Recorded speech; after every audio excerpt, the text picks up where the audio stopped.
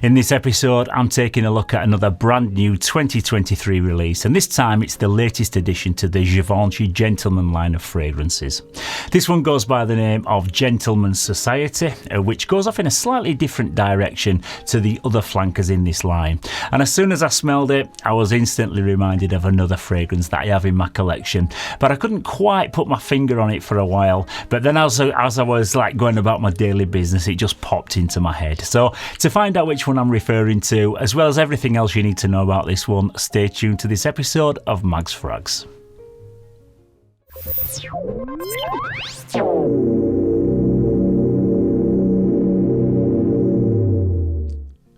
Yes, hello again everybody, and welcome to this latest episode of Mags Frags, where it's a fragrance that's the star of the show. My name's Paul, and today's scent of the day is Givenchy Gentleman Society, which is a woody aromatic fragrance for men, and it comes in eau de parfum concentration. I picked this one up direct from the Givenchy website, and I paid £101.50 for this 100ml size bottle, but it also comes in a 60ml bottle for £79. It came out a couple of weeks ago at the start of February in 2023, and it follows a long line of flankers since the launch of the original back in 2017. And since then we've had an EDP flanker, an Eau de Toilette Intense, a Cologne, a Boisy, and last year the best of them all in my opinion, the Reserve Privé, to name but a few. But this one strays away from the iris note that all the others are centred around, and there's also a slightly facelifted bottle design which leads us very nicely into the presentation.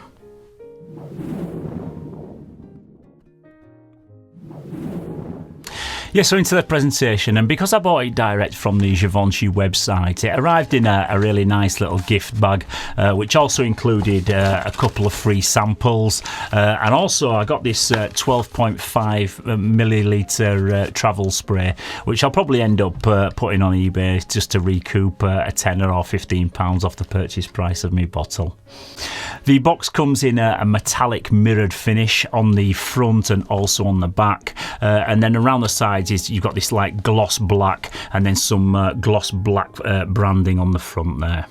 On the front there's the name of the fragrance, on top of an embossed Givenchy logo, and then we have the concentration, the name of the house, and also the bottle size down at the bottom.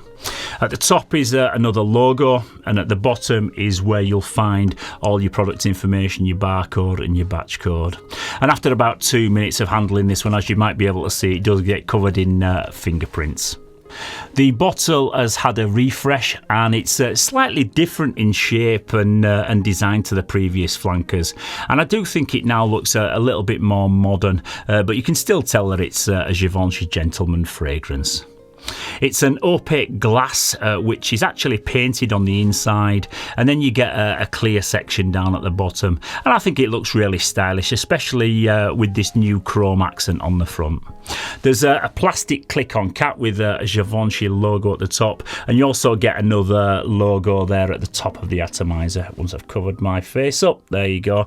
And then just down at the bottom you do get a sticker containing the batch code, which on this one is 2M01.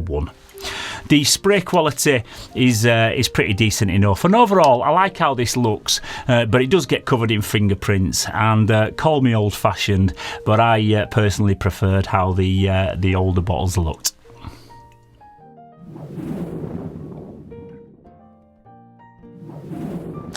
So into the note breakdown, and the top notes in this one are cardamom and sage. The heart notes are French narcissus, Haitian vetiver and Madagascar vetiver, and the base notes in this are vanilla, cedar and Palo Santo.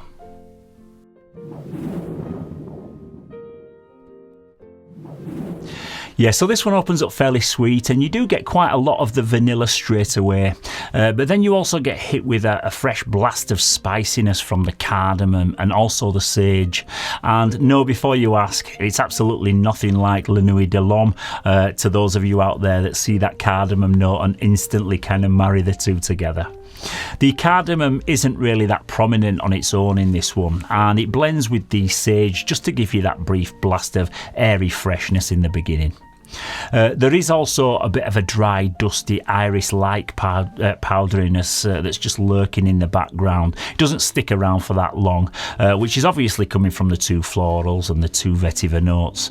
But once it settles down, you're going to end up with an overall aroma that's like a semi-sweet, leathery kind of smell with a hint of smokiness. The initial opening spray is a little bit synthetic and generic smelling, and I have to say that my initial first impressions of it weren't that great, and I even stopped smelling anything after a minute or two, so I wasn't impressed by my introduction to it, to say the least. But after the 5-minute mark, once it's fully dried down, you do get a way more enjoyable experience as its true character starts to come through, and that's when I kept getting constantly reminded of another fragrance that I have in my collection. It's not exactly the same, but it does remind me a heck of a lot of SoCal by Hollister. But after testing them side by side, this is a bit more toned down and classy smelling in my opinion, whereas this is a bit more loud and in your face.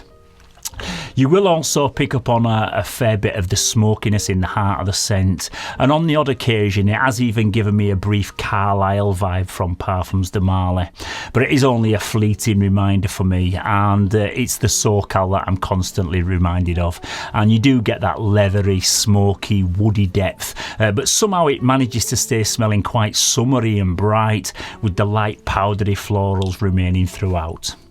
The woody notes of cedar and Palo Santo, they're kind of clean and fairly mild, so they never dominate, and it's the vanilla that I pick up on the most from the base notes.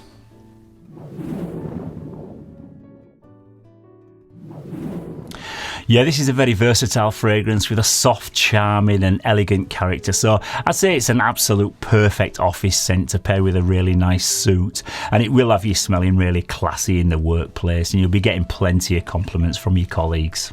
But you could also wear it casually with jeans and a t-shirt on a warm sunny day, or maybe even for a date night, because it is fairly warm and comforting also. It's a really decent all-round signature scent, but I probably wouldn't recommend it as a clubbing fragrance because it's not really loud or attention grabbing. But apart from that, I'd say it's pretty much perfect for any other situation. It's fairly modern smelling, and for me it has a younger guy's vibe, and it's probably better suited to men in their early to mid-20s, but it's certainly not juvenile, and there's nothing to stop older fellas wearing it too. But yeah, a decent all-rounder for guys who just like to own one fragrance at a time.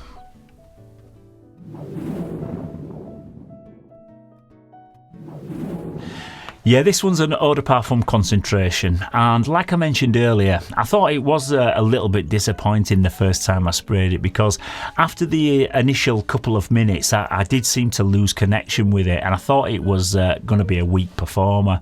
But as I continued to wear it throughout the day, it is actually a pretty long-lasting fragrance, and you do keep getting constant wafts from it throughout the day once it's kind of settled down, and I'd say it sticks around for a good 7 to 8 hours before you stop detecting it. I've only worn it a couple of times, and I've already had 1 or 2 people compliment it, so it's got a nice moderate projection, but it's not a room filler or one that's going to scream for attention. But like I said in the previous section, it's a perfect work scent that will get you noticed when you're in close proximity to people, but it's not one that's going to fill a room or choke anybody out or become annoying.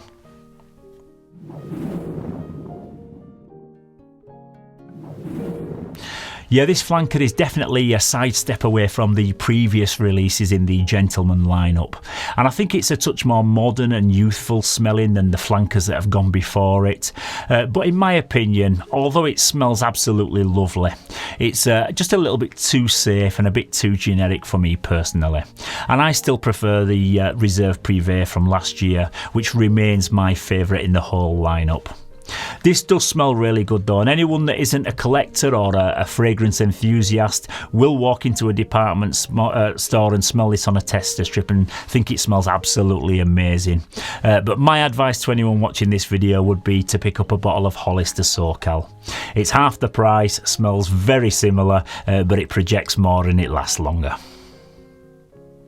Okay, so that's about it for this latest episode, but in the next one I will be talking about a niche quality designer fragrance from 2020 that you can now pick up with a massive 50% discount, which makes it a must-own fragrance in my opinion. So to find out which one I'm referring to, keep your eyes peeled over the next couple of days. I've also got loads of money-saving smell-alike fragrances from the leading Middle Eastern brands to talk about too, so lots of good stuff on the way. And as always guys, if you have got any value from this video and found it useful, then please don't forget to give it a thumbs up and to subscribe to the channel. It's always great to hear your opinions and your thoughts and your critiques on all of the fragrances that feature in these reviews, so don't forget to keep your comments coming down in that comments section. So once again, thank you very much for tuning into this latest episode. Stay safe, keep smelling fresh, and I'll see you very soon for another one. Bye bye for now.